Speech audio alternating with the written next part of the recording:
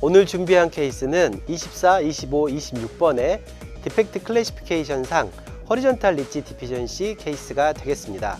환자의 정보를 간단히 살펴보면 83세 여자 환자시고요. 그리고 PMH상 고혈압과 당뇨를 가지고 계셨습니다.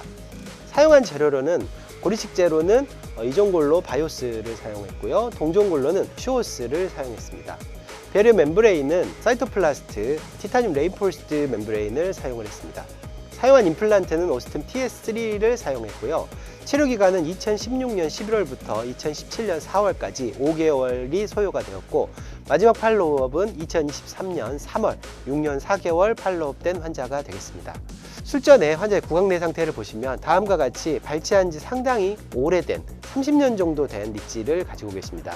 파노라마상으로 보았을 때 환자는 이 상태로 아주 오랫동안 저작을 하고 계셨고, 하악은 RPD를 장착한 상태가 되겠습니다. 좌측 리치와 그리고 사이너스를 보면은 함기화가 상당 부분 진행된 것을 확인할 수가 있습니다. CT를 보게 되면요, 다음과 같이 24, 25, 26번 임플란트를 심을 리치를 보게 되면 굉장히 아트로피가 심한, 많이 흡수된 리치를 확인할 수가 있고요. CT상으로 확인을 했을 때에는 이 상태로는 수평적인 흡수가 너무 심해서 임플란트를 정상적으로 심기에는 부적합한 치조제로 확인이 됩니다. 자, 인시전을 주고 리치를 육안으로 확인을 했습니다. 예상했던 것과 같이 굉장히 심하게 흡수된 치조제를 확인할 수가 있습니다. 임플란트의 드릴링 베드를 확보하기 위해서 다음과 같이 알비올로 플라스티를 시행을 했고요. 좌측 사이너스 그라프트를 동종골을 이용을 해서 먼저 시행을 하고 임플란트를 식립을 했습니다. 그리고 이제 문제가 되는 이 협측의 이 볼륨을 증가시키고 본을 만들어내야 되기 때문에 먼저 코티칼 본 퍼포레이션을 시행을 하고 바이오스를 이용을 해서 본 그라프트를 시행을 했고요.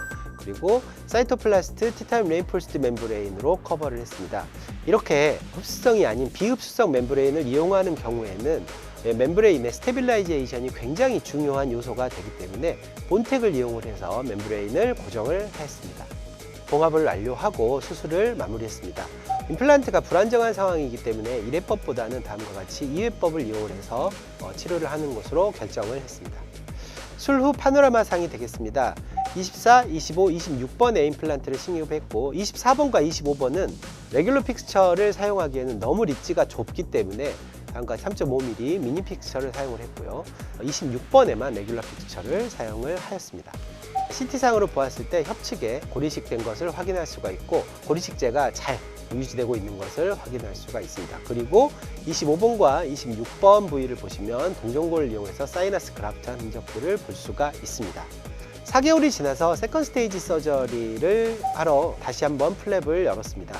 다음과 같이 리저네레이션 된 본을 확인할 수가 있는데, 멤브레인으로 커버되어 있던 자리와 후방 측에 멤브레인이 커버되어 있지 않는 자리의 본 리저네레이션 양상은 많이 차이가 있고, 다음과 같이 멤브레인으로 커버가 된 자리에 본이 훨씬 더 잘 생기는 것을 확인할 수가 있습니다. 힐링 어버트먼트를 장착을 하고 2차 수술을 마무리했습니다. 수로 5개월째 최종 보철물을 장착을 하였습니다. 최종 보철물 장착 당시의 파노라마상이 되겠고요. CT상이 되겠습니다. 24번, 25번, 26번에 흡수가 되지 않고 잘 유지되고 있는 고리식재를 확인할 수가 있습니다. 자, 관건은 이러한 고리식재가 얼만큼 오랫동안 그리고 흡수되지 않고 볼륨을 유지해 줄 수 있는 것인가가 이 치료의 성패를 가르는 요소가 될 거라고 생각을 합니다. 수로 6년 4개월이 지난 후에 파노라마상이 되겠습니다. 수직적인 골량은 그대로 유지되고 있는 것을 확인할 수가 있겠고요. 자, CT가 되겠습니다. 24번, 25번, 26번 모두 다 어느 정도의 본의 리모델링이 완료가 되고 본의 콘솔리데이션이 완료가 돼서 코티칼 본의 라이닝이 그대로 유지되고 있는 것을 볼 수가 있습니다. 하지만 사이너스 쪽은 완전히 고라가 돼서 자기 뼈로 다 바뀌었지만 흡수량이 좀 많은 동종골을 사용했을 때 우리가 볼 수 있는 전형적인 패턴을 보여주고 있습니다. 서머리입니다.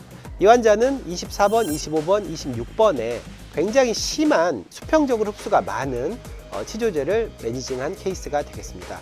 자, 여기서 우리가 알 수 있는 것은 버컬 볼륨 오그멘테이션을 할 때에는 동종골이나 이런 것들보다는 리모델링이 작은 이종골을 사용하는 것이 훨씬 더 유리하다는 것을 알 수가 있고요. 컨테인드 디펙트가 아닌 이식제를 유지하기 곤란한 넌 컨테인드 디펙트 같은 경우에는 조금 더 리지드한 멤브레인, 예를 들어서 비흡수성 멤브레인이라든가 티타늄 레인포스드 PTFE 멤브레인, 아니면은 티타늄 메쉬 같은 리지드한 멤브레인을 사용하는 것이 훨씬 더 좋은 결과를 보정해 줄 것으로 생각을 하고요.